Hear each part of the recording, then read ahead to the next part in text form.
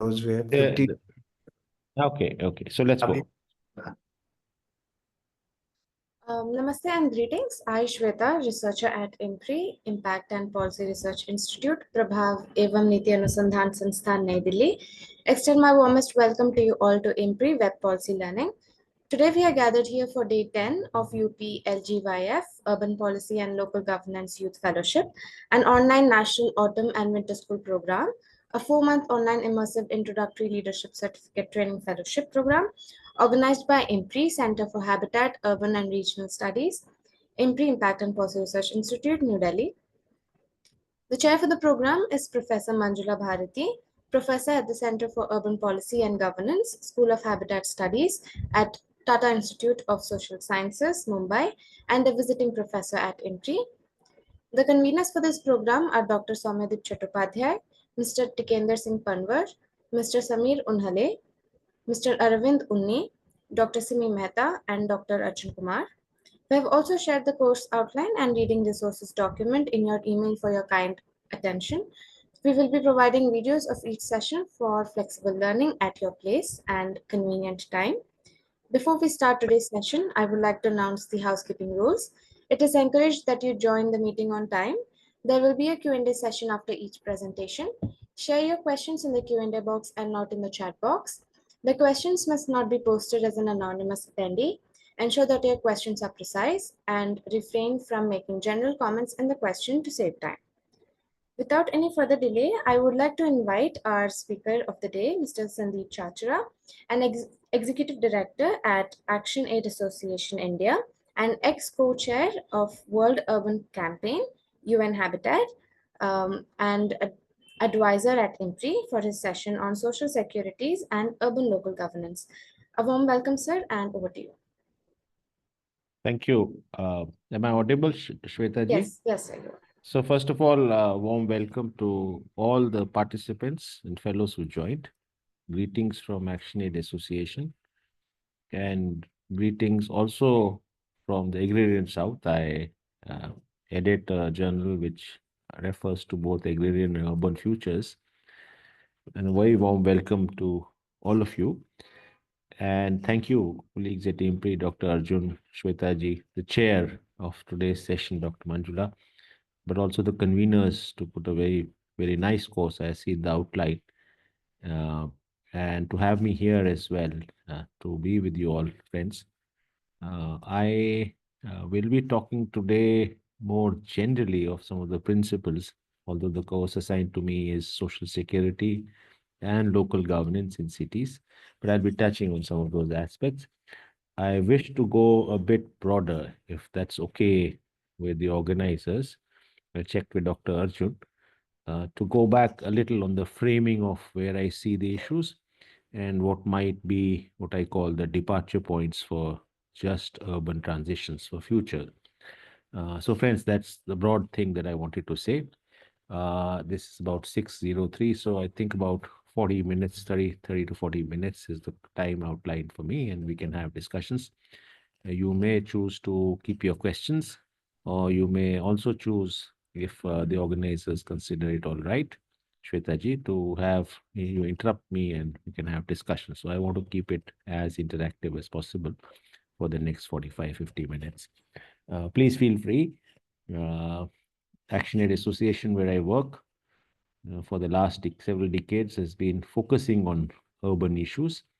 And whatever I say today, on the ground actually, comes from the ground, comes from various manifestations of workers' formations, of slum dwellers' formations, of homeless people's formations in different cities of India, both while working, organizing people for what we call the right to the city, but also from their own theorizations of how things are moving, basis of what we call participatory collective action researches, of which there have been numerous. One of these researches we've done together with colleagues at IMPRI on the question of housing in the city of Ranchi, for instance. So I'll touch on some of those aspects during my talk. Friends, I want to say, which you probably have heard, this is the 10th session, that we live in an urban century. Why this course? Because we live in an urban century. The 21st century is often called the urban century. And there's enough projections, enough data available of why it's called the urban century, quite aside from aspirations to live in cities. By 2007, about 50% of the world's population was in cities. By 2007, 50% was in cities. And by 2050, more than two-thirds, some say upwards of around 75%, three-quarters of our people will be in urban settlements. So urban futures are rapidly expanding. And what I want to sort of point out importantly here is that these futures are expanding rapidly in the global south. And the levels of urbanization, if you take global north, countries of the global north and countries of the global south are quite different. And it is estimated that 90% of the urban growth or the populations which will come in cities over the next decades will be from the global south. Now, here again, we have to be specific. This large chunk of growth will happen in Africa, followed by certain countries in Asia. Latin America is also, as you may see from the figures, I will not get into data, it's available everywhere. It's quite urbanized. In some cases, 80-90% urbanized. But it's Africa and Asia, which is most rapidly urbanizing. Now, needless to say, and there I'll step back into history a bit, but needless to say, such rapid urban expansion are a reality as we are talking today, not just in mega cities or big cities, but in what we call small and mid-sized cities, 1 to 5 million populations in both Africa and Asia. It is considered that uh, with this kind of rapid trends of urbanization in Asia and Africa, you will have a range of issues. We will come to some of those. Social security is just one small bit of it, but an important bit of it, but we'll come to those. And it is also quite known that such rapid urbanization, you can see it in cities of India, you can see it in cities of Bangladesh, you can see it in cities of Kenya, you can see it in cities of Nigeria, go everywhere.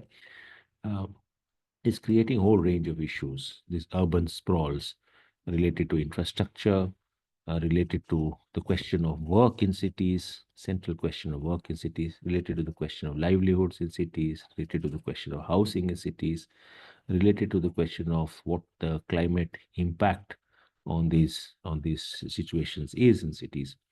In fact, it was some years ago, the United Nations Secretary General Antonio Guterres had said that the climate battle or the battle to secure future climatic transitions will be either won or lost in cities. And because if you see majority of, and then I'll come to step back, but let me just step back. Now, this particular model of urbanization, there are many debates, but has been unsustainable in the past, was unsustainable in the countries of the global north, and is unsustainable in the countries of the global south. Let me first step back to history a bit here. And let me say that, allow me to say that the model of urbanization presented by the global north, which we largely are following, catching up on and following, if I may use those words, in the global south, that particular model itself was unsustainable. It occurred on basis of three historical factors. Each of those in the global south is non-replicable. It cannot be copied.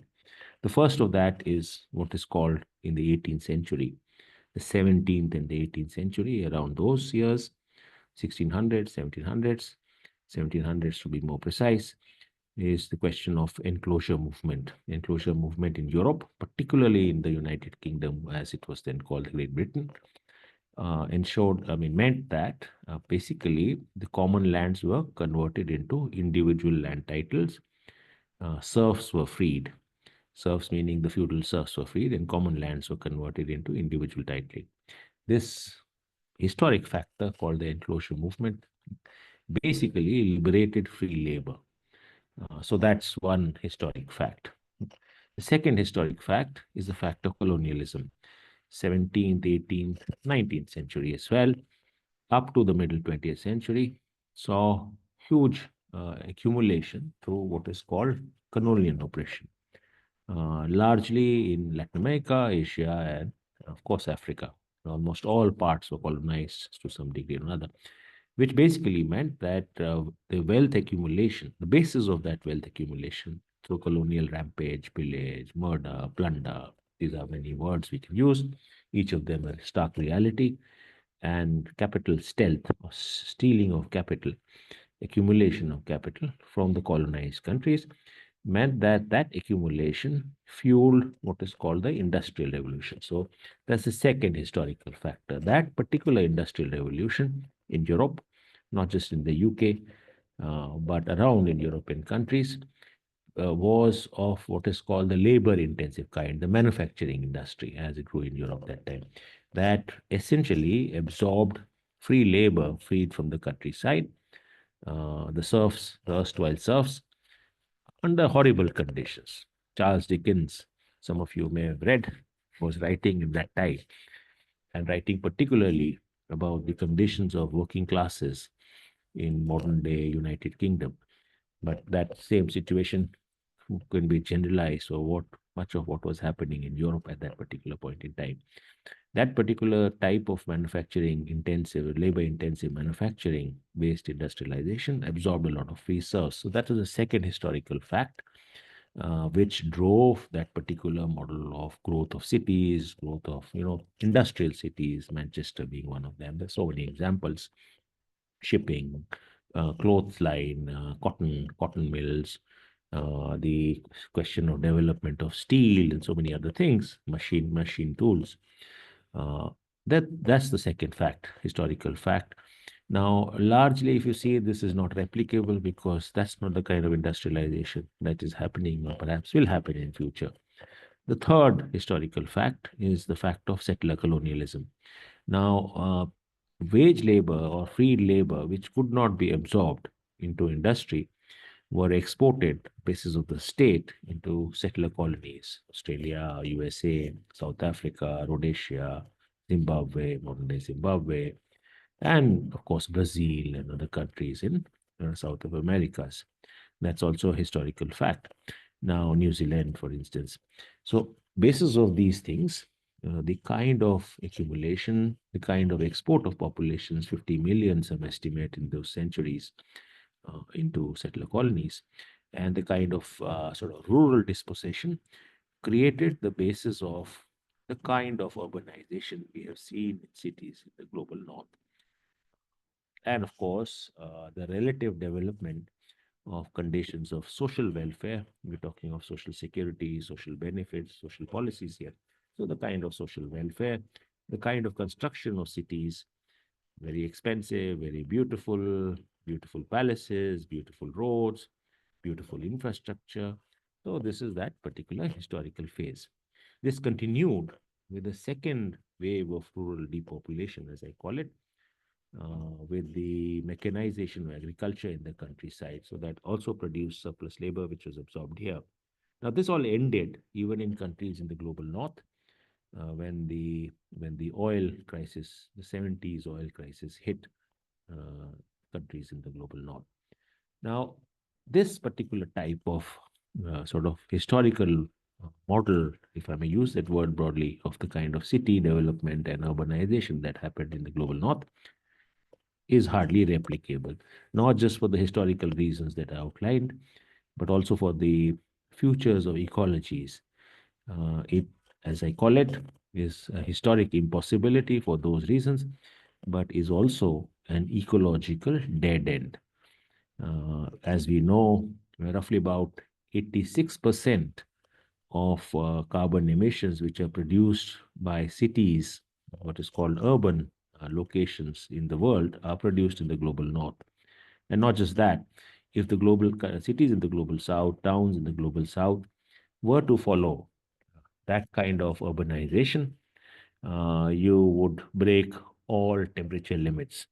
The 1.5 degrees centigrade, the kind of limit we consider it at least some degree of safety, would be broken 4.2 times over if our levels, our kind of cities, our kind of towns were to follow the same model of industrial location, same model of sort of carbon emissions that the cities in the global north do. Now we can always argue that it's not our fault, and we shall follow that same path. And that is the reason why I call it a possible urban ecological dead end. Having said this, let me also come to this whole issue about what is the characterization before I sort of move into the policy arenas and some departure points for transitions. Now, what is the kind of reality of cities in the global south? Of course, our own cities. And I can go on describing it, but we know it is typified by 4 or 5 very specific factors. One's the question of resource scarcity.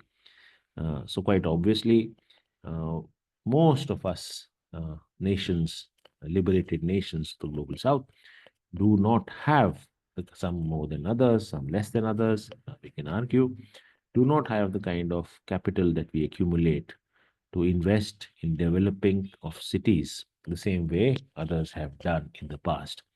And there is a tremendous resource scarcity.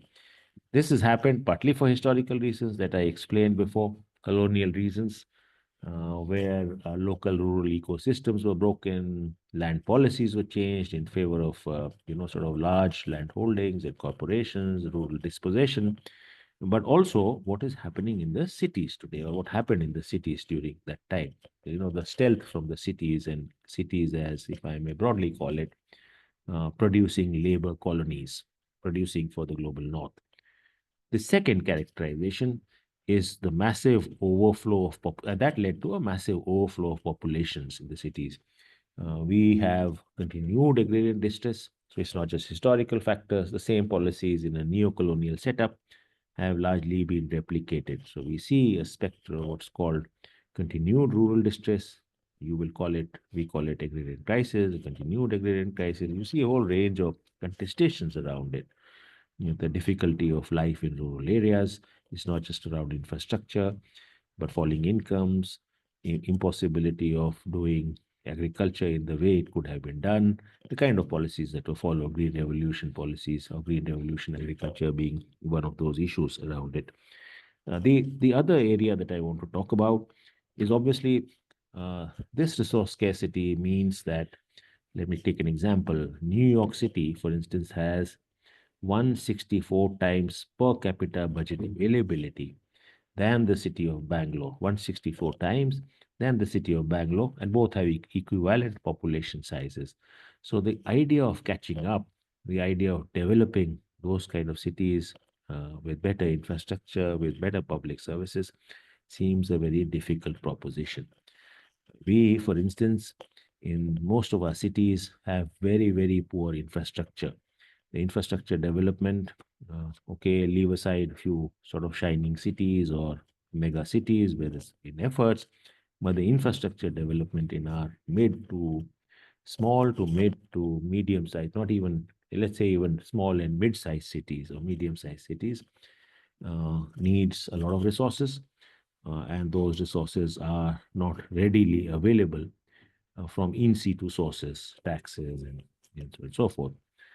If you look at the books of accounts of several of our cities, they are in the negative. So it's a difficult proposition. This basically also means that you have, with the rural population or population overflows, you have a huge range of swats of informal settlements, settlements of informal workers who, call them slums, call them urban sprawls, call them tenements, call them, informal settlements, whatever you may, who are living in subhuman conditions. So this is the reality that we have in cities. And then, of course, there's this whole question of impact of changing climate, which impacts mostly people who are in what is called precarious conditions or living in precarious geographies within cities. Cities, as you know, in many of our situations are almost a replica of apartheid-like cities. I'll come to that in a bit. And you can see reflections of how land occupations in cities are, how who controls what type of land. Large numbers of city makers, the majorities of city, the makers of the city, boxed in smaller parts of the city. Pick up any Google map, the picture is very clear.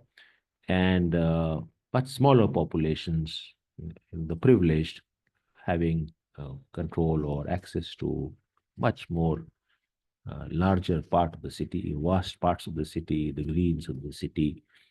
There are data available which would tell you that about 80% of the population is boxed in. For instance, in Bombay, 70 to 80% of the population is boxed in about 30% of the city, and the remaining 20% has access to control over corporations included, privileged class included, upper middle classes included, elites included, state privileged patrons included, to about 60 to 70% of the city land mass, calling into question and therefore throwing up propositions for what's called the right to the city. Now, at this moment, for the next 10 minutes or so, allow me to now switch over to what therefore is needed, or what therefore might be the bulwark or the framework for departure points on policy front, on social thinking front, on imagery front for public policy making, for what I call future just urban transitions. So let me just use the word just urban transitions that are urgently needed. My first point in that regard is what I've already said.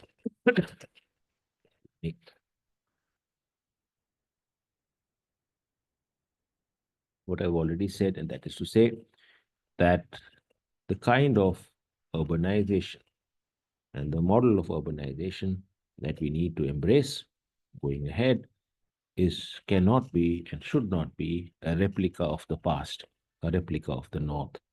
But that is what we seem to be doing. Pick up any facet, pick up public transport, pick up housing, pick up grey infrastructure, the kind of infrastructure we create, what's called the grey infrastructure.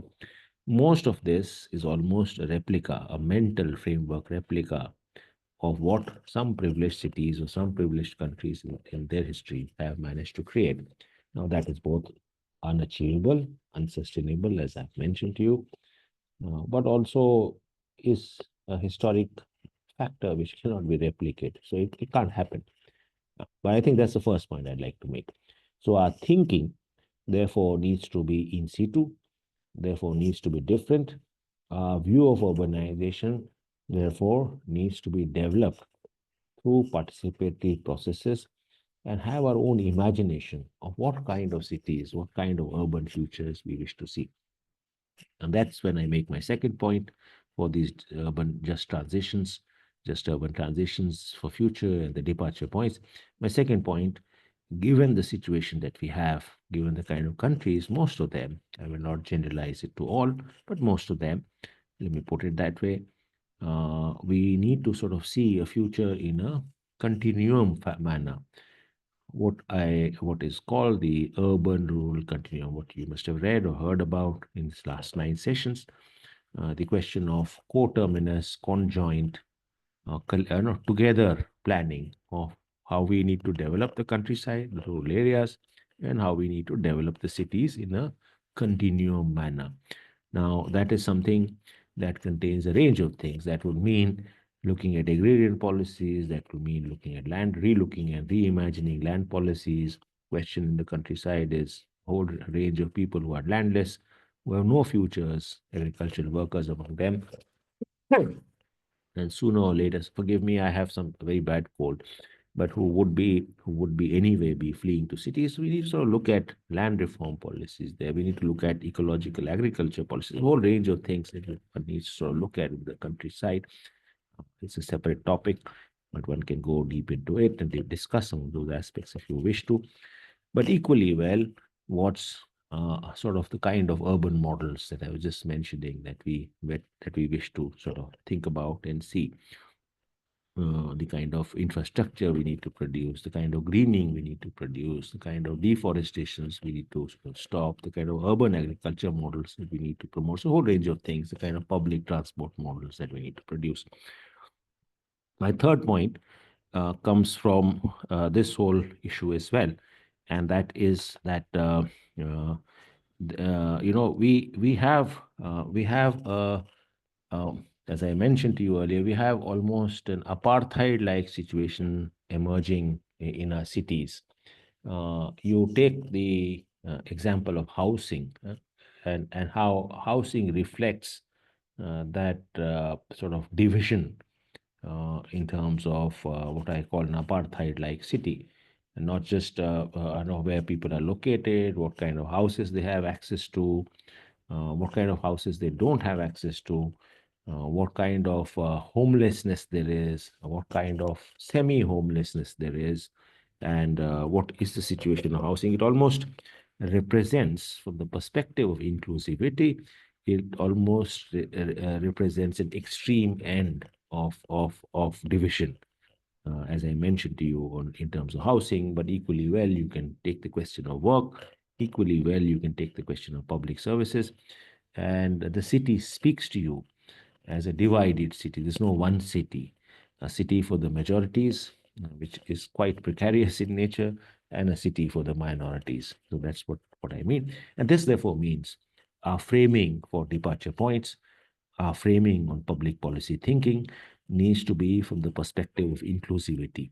What we at the World Urban campaign for, and it's also there in the New Urban Agenda, the idea of premising our futures on the notion of right to the city, on geographic, economical, economic, but also political. One may argue that local governance, needs a future. City local governance, unlike in India, for instance, the Gram Panchayats and the Gram Sabhas. In the urban question, the issue of urban local bodies, the 74th Amendment, needs a rejig. It needs empowerment, particularly on the financial autonomy side. So that's what I'll say as the third idea, the idea of installing the right to the city. And that brings me to the fourth idea that I have here, is about the nature of economy in cities. And that is an important aspect.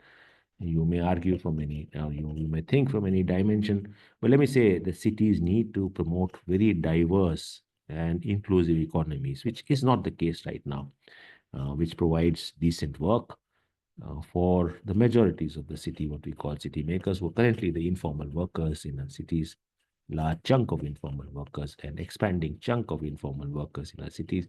So which provides decent work, which provides decent wages, and therefore provides what is called as a conjoint mechanism, a set of enhanced and what we call sort of dignified social security mechanisms, of which there is nothing at the moment. Yeah? Uh, that would mean many things. That would mean the idea of installing right to work. The argument is not just urban, but ensuring that you have urban employment guarantee schemes justiciable in the cities, which is not the case. Six state governments attempted to, and we have a study which I can share later on. Six state governments attempted to, promote policies, and not legislations, but as schemes, urban employment guarantee schemes. And it's been a couple of years in some states, and it'd be good to review progress and where we go. This happened mostly post-COVID as a response. But equally well, the idea of promoting green jobs. There are examples in India, there are examples elsewhere in the world. One of the more recent examples and current examples that you would see from within the state of Kerala is the Harita Karmika Sena, an idea of waste management. Waste management remains a big issue. And just the management includes the treatment of waste, the collection to treatment of waste, from the doorstep to the eventual treatment. So that whole chain of waste management in cities in Kerala has been dealt through by a very creative idea of a green job, a job and a SENA which is created. 35,000 or so women. Numbers can be a bit up and down. These are Government of Kerala numbers from about a year and a half ago. 35,000 women who have been employed, who can gain livelihoods through the treatment of, from the collection to the dispersal and treatment of urban waste, who get a livelihood from there. And the Government of Kerala says, I have the figure here, that they have achieved about 87% of their target for zero waste futures through the Harata Karmik Sena. So it's socially productive, ecologically useful, but also generates a livelihood for people.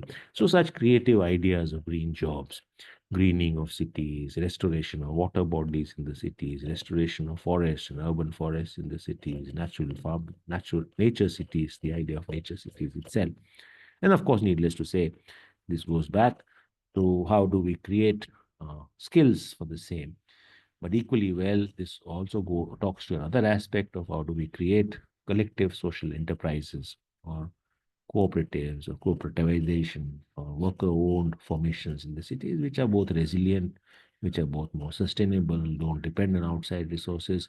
So one needs to look at the whole chunk of how urban economies for future, and that's a departure point for just transitions, need to be thought through, promoted through public policy instruments, promoted through public financing instruments. The next big transition issue is the question of housing. An ICRI report. This is the Indian Council for Research on International Economic Relations, ICRI. It's a 2020 report just around COVID. So the situation may have changed somewhat. At that point in time, this report said that urban housing shortfall is in cities of India, I'm now speaking to, is about 54% and about 29 million households. The number they gave in that is data from 2018. This is a report of 2020. I do not have the current figures. The Pradhan Mantri Awas Yojana Urban, of course, would have done slightly better on those numbers. But needless to say, there remains a huge urban housing shortfall. We at ActionAid for long years, working with homeless people as well, have argued for the issue of social housing, public social housing, affordable, actually free. We argue for free housing, but even at levels of affordability, because for informal workers, affordability remains a big issue. We've been arguing for that. We've argued for a housing continuum from building homeless shelters, which we successfully advocated for, 24/7 homeless shelters in the cities of India through the Supreme Court litigation, and eventually the urban scheme for homeless people, the scheme of shelters for homeless people at one end, and individual housing at another end. And in between them, the question of rental housing, rent subsidized housing, social housing, so along that to the other end of the continuum with ending with individual housing. Needless to say, climate resilient, ecologically sustainable housing. So the issue of housing remains, and on those continuum obviously are what some state governments have built on, particularly in Kerala, and there's some history in other states as well, Himachal Pradesh and Shimla, for instance, workers' hostels for people who are in cities temporarily as workers, so decent, dignified living situations for workers in the shape of workers' hostels. So there's a whole continuum of housing, but housing remains an important departure point. And this goes also when you talk of social security. I don't want to minimize social security just in terms of what's called payouts given. For instance, construction workers do have access to construction workers, building and construction workers welfare board. And we all know that it is minimal benefits, accident benefits, some degree of education support, but really hardly 10 to 20% of the workers in any city, construction workers in any city, are registered under that. There are many reasons for the same. So there are those social security mechanisms, but obviously this needs to be widened. The new labor codes actually now talk for a wider segmentation of welfare boards, collectives, and segmentation of social security, but that those codes on the ground are not yet implemented, and mechanisms for that kind of social security collection of money, contributions by the government, and distribution to the workers are not at all worked out. So the only functional board in Delhi, for instance, for social security of for construction workers welfare board, not for domestic workers, not for other workers, not for sanitary informal rag pickers and waste pickers and other kind of informal sanitation workers. There's nothing. And if you really look at it, the schemes which they can access are largely insurance based, related to particularly to health and some other sort of accidental issues. But beyond that, there is no other social security to offset times when they are not at work.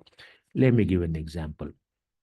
The recent unsustainability and the pollution in Delhi meant that when GRAP 4, the Graded Response Action Plan Phase 4 was implemented 3 weeks ago or 4 weeks ago, a construction worker, this was 16th of November, or 15th of November, if I remember correctly, construction work was abruptly stopped. And this is not the first time it happens year on year, every year.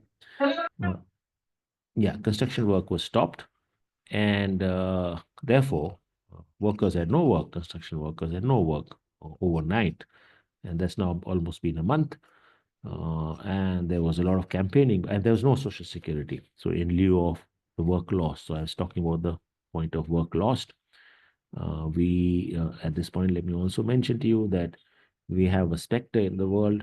We have a specter here as well, and almost a construction of a new social class, the out of work people. The out of work people means refugees at the one extreme, they have no work, can't work, but has an interim range of categories of partly employed people, of hardly employed people, of partly employed people, of sub-employed people, underpaid people. So, a whole range of sort of people in it at different levels, which what we theorize as almost a new social class, not yet perhaps a class in itself, or a class for itself, but it for sure is the emergence of a new social class. So I'm talking of social security for those workers in cities. There's nothing.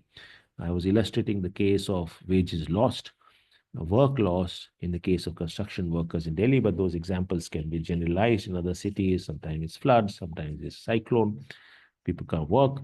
In this case, it was pollution, and there has been no offsetting. A lot of campaigning recently, I think about 2 weeks ago, led to the announcement by Delhi government that it will compensate at minimum wages the number of days of work lost on account of GRAP 4 regulations. It remains to be seen how many people will get it. 86,000, only 86,000 workers in Delhi, construction workers in Delhi are registered under the Building and Construction Work Welfare Fund or Welfare Board. So those 86 will at best get it. Let's see how many get it. The process is still on. But there are a whole range of others who are not registered, who just come in, 6 months ago, just come in 9 months ago, those who may not have the documents to have registered earlier or the information to have registered earlier will get nothing. So there is no offset wage, or there is no offset social security available. So the question of social security, without minimizing it into a pension scheme or without minimizing it into a health insurance scheme, there's nothing really available. So that's a big area of departure point associated with the question of a right to work and decent and dignified wages. That brings me to the next big dimension and departure point, which is on issue of urban climate resilience. I was just illustrating of pollution is related to climate change, and we will talk about it later, but why it is so. The factors which produce pollution and the factors which produce carbon emissions primarily are broadly the same. And having said so, I was just illustrating how the loss and damage that construction workers, other workers suffered in another city, they may suffer on account of a cyclonic factor, or whatever reason, floods, for instance, or landslides, for instance.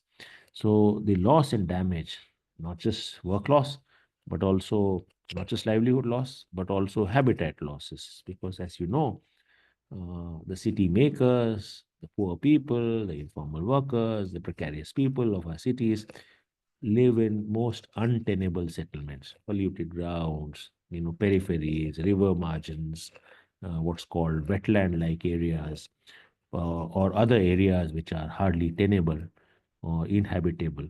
So obviously, the impact of such changes, such disasters is more there.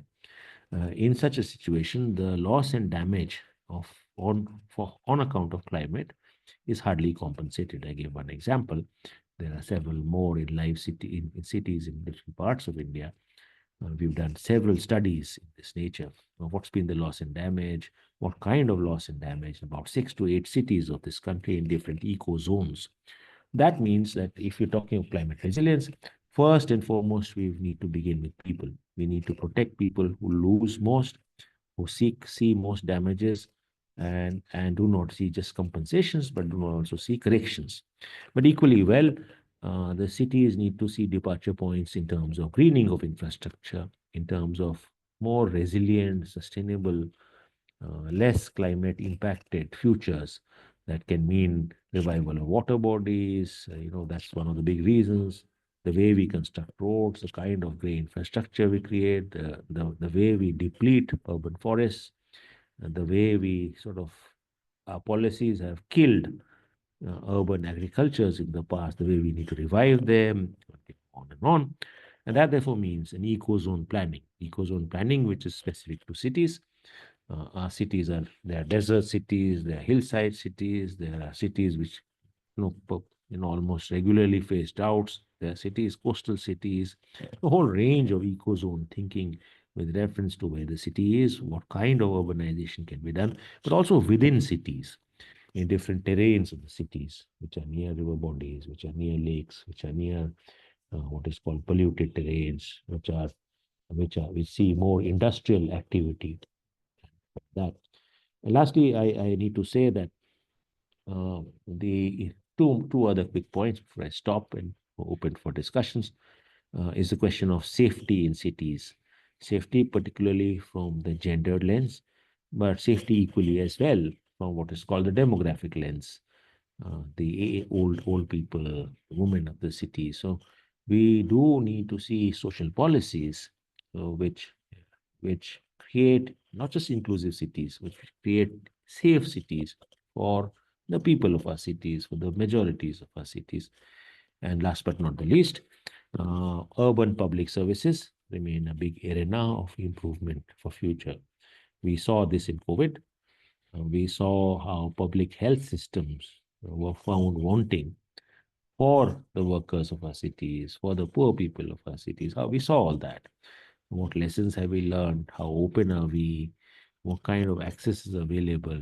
Health, for instance, like other services, education, for instance, have largely been privatized, expensive, unaffordable.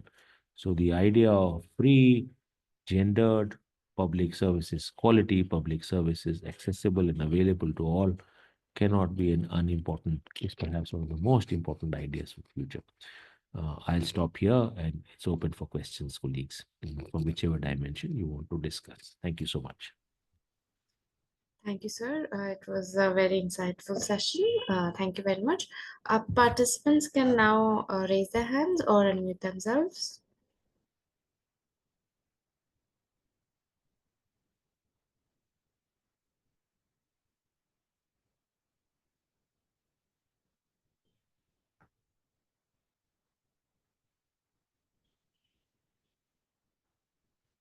We have given the mic access, so you can unmute as well or put your questions in the Q&A box.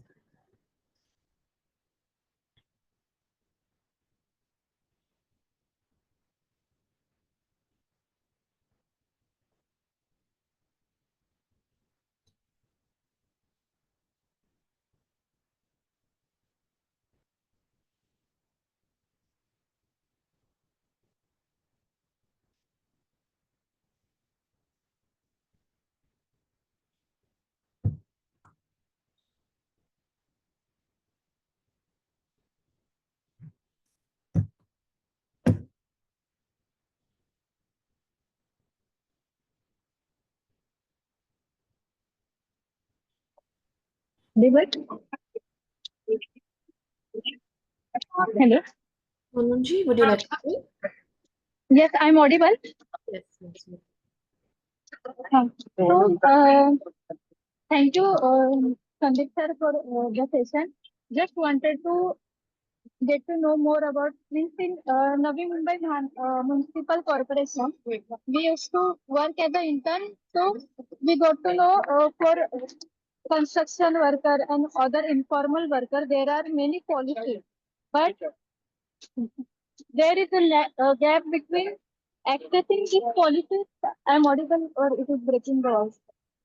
Yeah, you're audible. So yeah, we have seen there is a gap between accessing these policies and giving importance to these policies by for whom these policies are made, and on other side, government perspective to hillside areas who are living in slums. and they think that they are occupying that land, but it in climatical what can say in heavy rains or anything is happening there, they just ignore.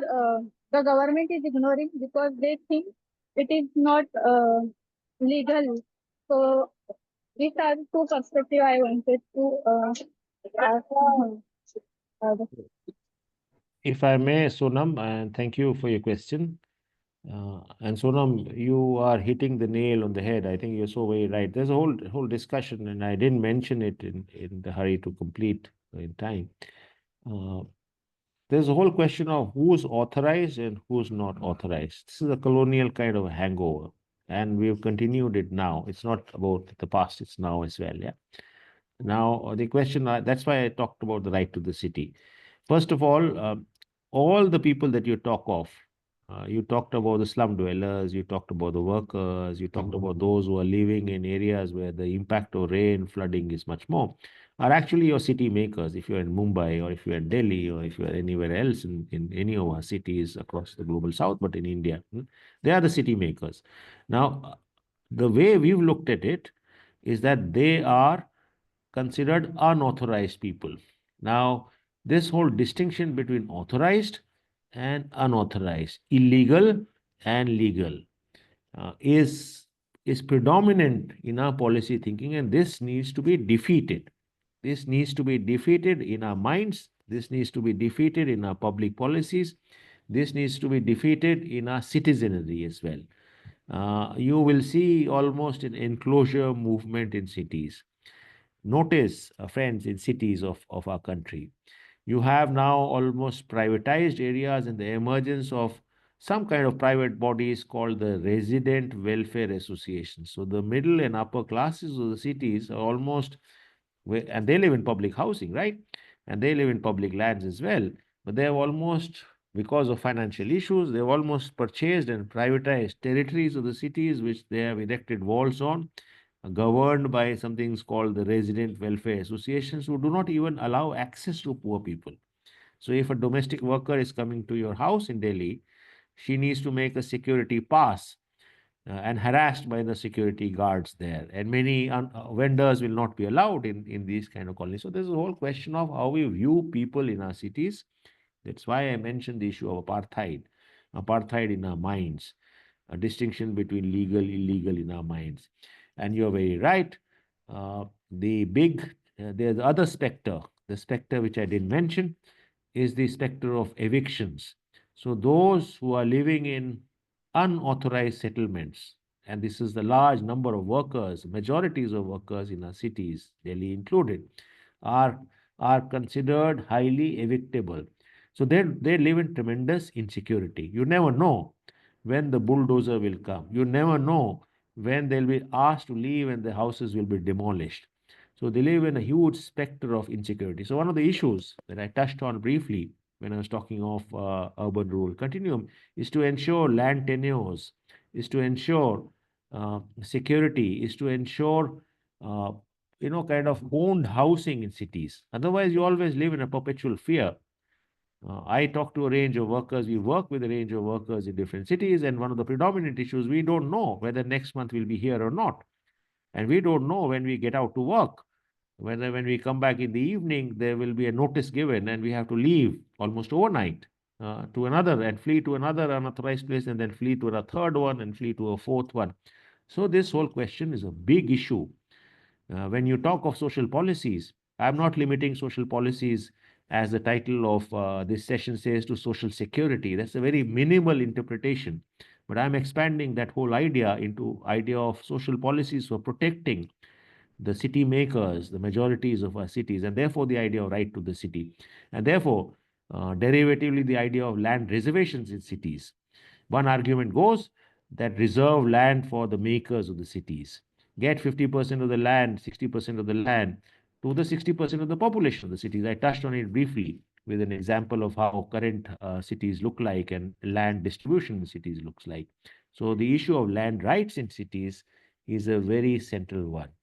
Apart from the fact that you mentioned about impact and the way policymakers approach them. That, of course, needs work. That, of course, needs organizing people. That, of course, need making voices heard. That, of course, needs campaigning for voices to be heard, people's voices to be heard. So, friends, my issue is not so much about what the analysis is, but what the action, what I tried to present was what the levers for action are. How can we organize? How do we organize? And it's not to say we have to organize, people are organizing themselves. You keep seeing a whole range of urban. I mean, if I were to talk about other parts of the world, we see a movement for housing occupations in Brazil. And I see that that's going to happen in India as well. I see already those kind of occupation movement, land occupation movement, house occupation movements growing. The tendency is growing because people don't have house, and you have other parts of the city where builders are making houses and other housing bubbles, so to say, for speculation purposes. So I've seen in Brazil, for instance, I've joined those struggles as well, where workers, what is called the informal workers, what's called the homeless people, what's called those who are living on the streets, what called those who are living in such precarious conditions that you mentioned, Sonam, actually join together, organize, and occupy vacant houses. Houses which will never be occupied because they're there for people who have fofo houses. They are sort of meant for financial speculation purposes. One of the policy propositions could be that often you will see large buildings because of court orders being half demolished and kept there. Our argument is that illegal constructions by rich people should actually not be demolished, but rather redistributed to people who are homeless, to people who are facing precarious housing conditions, to people who are living under railway bridges, to people who are living in settlements which are untenable to say the least. So, this whole arena is a huge arena of our social blindness and of our social hate. And that's something that are definitely the fundamentals for any public policy with reference to urbanization in the global south. It's not just what it is what it will also be and increasingly be in future. So that's how I like to respond to you, Sona. Thank you, sir. There's a question by Minu. With respect to social security, is universal basic income a feasible concept in urban India? And if so, how can it be implemented successfully? There are two aspects to the question. Is it a feasible idea? Yes, it is. And I think there's a whole range of campaigns around it as well. You'll hear more on it in the coming weeks, I'm sure, in this course. But having said so, let me just go back a bit. Obviously, we think, we have thought that the best idea for income is work. It's more dignified, it's more ownership for several reasons. So I therefore shared with you in this presentation earlier the idea of right to work, ensuring total work for all of our people. So that's the best idea. If you create work with decent wages, I'm not saying sub wages, work with decent wages is a future we wish to see. Now, obviously, this hasn't happened.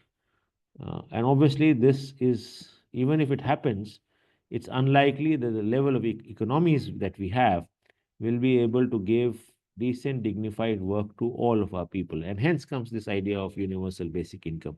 At least ensure whether you have work, whether you don't have work, income transfers take place. So that's where the idea is. That's where the politics is. Obviously, it remains a feasible idea because, as I said, we are unable and have failed, not just in urban, but in rural as well, failed to create decent, dignified work at decent, dignified wages for all the people of our country. Not even a very few people of our country probably have that. Now, the question is, how can it be implemented? That's your second part of your question. Now, on that, Minu, uh, issue is of redistribution. Yeah. Issue is when you want to give universal basic income, you need to have resources to give it. And that means, what is a redistribution mechanism? That means essentially either taxing more, already tax levels are pretty high, or taxing those who have more, which is called taxing the wealth. So the wealth taxation is a mechanism which can help. So that's one part. So how do you generate revenues for redistribution? The other part is obviously ensuring that revenues foregone in corporatization, in corporatized futures. What's really happening in order to draw investments? You're foregoing revenues, giving tax breaks, huge tax breaks to large corporations, to private corporations, in order to spur the engines of the economy, but they really don't create that much employment. It's all privatized. So, to ensuring that those tax revenues foregone are not foregone and rather recovered, write offs don't happen. Private corporations are taxed, they are not giving tax breaks and tax holidays. So, I think the whole range of questions in terms of implementation, that the question that you asked, how are these feasible? How are they implementable? They are implementable, obviously, if you have revenues for it, and therefore you need to find mechanisms and avenues, some of which I've suggested, to create the revenue base for such financial redistribution or basic income redistribution to happen or transfers to happen. In very broad general terms. I mean, there are a whole range of things that need to be done, but in the times that we have, I'm just giving you some broad thoughts on the same, on what can be the next steps.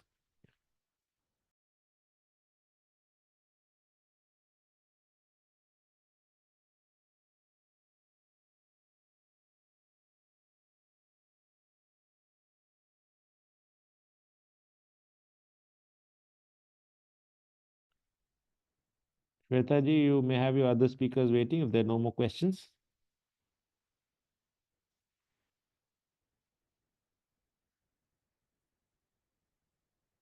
Yes, sir. I think Shweta is facing some network issues. Thank you so much for today's session and also for answering our questions very patiently.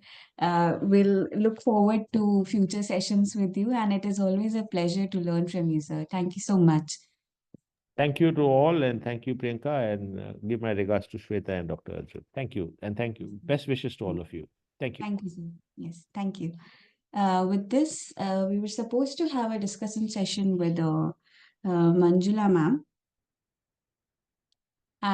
With Manjula ma'am, but seeing as ma'am won't be able to join us today due to network connections on her end, and she's a little occupied today. I believe out of the fellows here, Mr. Adarsh ji, Deepak ji are the only two who are yet to have any conversation with ma'am with regards to their projects. So if you guys are present today, I would like to know what's the status on your end. Because if you will be presenting your projects next, whenever we have our class, which will be next Thursday, I believe December 19th. In that case, you'll have to have a conversation with Manjula ma'am before December 19th. So I'd like to know what's the status on your end. Adarsh ji, if you could go ahead first.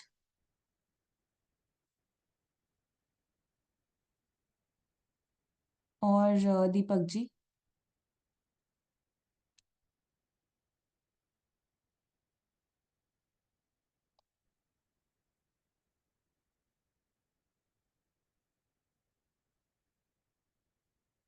If not here, then you'll have to give us some tentative date by when we will be. You have to submit your extended abstract firstly.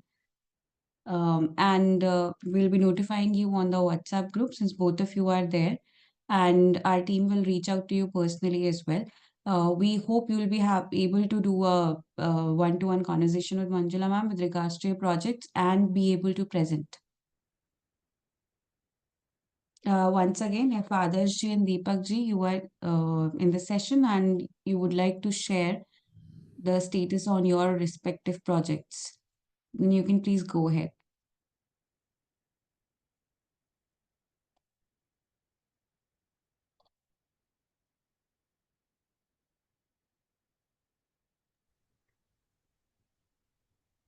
All right. In that case, I think the team will reach out to you personally. Shweta, seeing as we don't have any more sessions today, are we good to wrap? Yeah, sure. Okay, I think then we can proceed for the formal vote of thanks. So as we come to the day 11 of UPLGYF, Urban Policy and Local Governance Youth Fellowship, an online National Autumn and Winter School program, a 4-month online Immersive Introductory Leadership Certificate Training Fellowship program. I, Shweta, researcher at IMPRI, Impact and Policy Research Institute, would like to propose a formal vote of thanks on behalf of IMPRI, New Delhi. We are grateful to our expert, Mr. Sandeep Chachra, and also our chair, Professor Manjula Bharathi, for taking their valuable time and also to share their expertise and allowing us to learn from this online certificate program. We thank all of our participants who have raised pertinent questions and actively participated in today's deliberation. We look forward to welcoming you on December 19th for day 12 of the certificate course by distinguished expert, Mr. Tikender Singh Panwar. We are grateful if you are watching us later on YouTube or listening to us on our various podcasts or reading our publications. We hope you continue to join in future to our IMPRI Web Policy Talk and Web Policy Learning. Wishing you a good evening. Thank you very much. Thank you, Shweta. Thank you, everybody. Thank you.